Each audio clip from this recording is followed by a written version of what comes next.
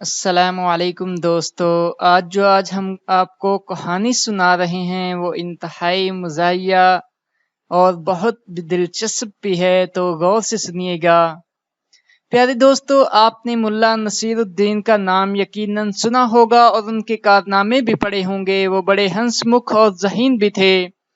ملا بچپن ہی سے شرارتی تھے، مگر ان کی شرارتیں بڑی سلجھی ہوئی تھی۔ ملا کی جب شادی ہو رہی تھی تو انہیں بڑے اہتمام سے دلہا بنا کر جب گھوڑے پر بٹھایا تو وہ فرار ہو گئے۔ سب باراتی پریشان ہو گئے۔ کوئی 2 گھنٹے بعد واپس تشریف لائے۔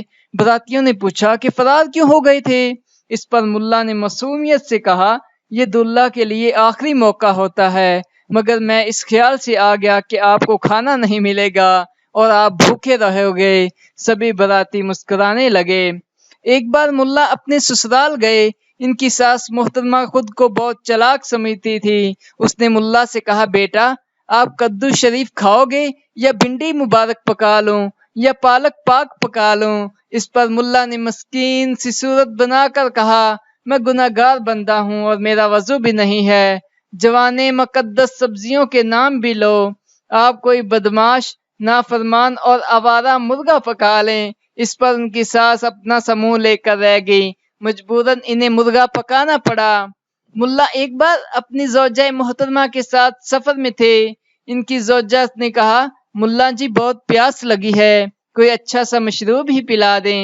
گدھے پر سوار ملا نے کہا، اگلی سرائے آئے گی تو تمہیں بھنا ہوا مرغ، املی والی چٹنی، لیمن والا سلاد اور ٹھنڈا اور بہترین مشروب پلاؤں گا۔ اس پر ان کی زوجہ نے خوش ہوتے ہوئے کہا، واہ ملا جی، بھنا ہوا مرغ، چٹنی اور املی کا سن کر منہ میں پانی بھر آیا ہے۔ ملا نے کہا، بس اسی پانی سے کام چلا لو، گھر جا کر پانی پیئیں گے۔ ایک بار ملا کسی عزیز کی شادی میں مدعو تھے۔ وہاں مرغ مسلم، بھنے ہوئے بکرے اور انواع قسم کے کھانے پکے ہوئے تھے۔ ملا کے ساتھ ایک مولوی صاحب تشریف فرما تھے۔ جب بھنا ہوا بکرا ان کے آگے آیا تو مولوی صاحب نے بہانے سے پرات کو گھما کر بکری کی ٹانگوں والی سائیڈ اپنی طرف کر لی۔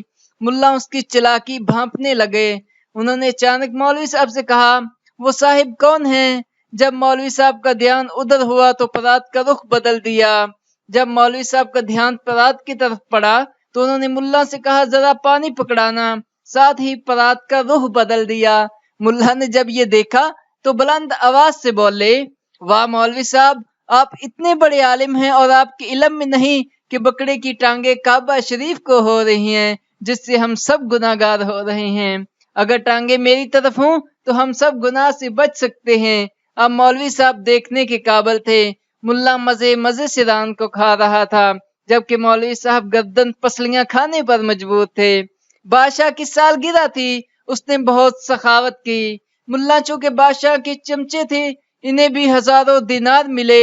کسی نے ملا سے کہا کہ صدقہ و خیرات سے عمر میں برکت رہتی ہے، تندرستی بھی آتی ہے، آپ بھی غریبوں کی خدمت کریں۔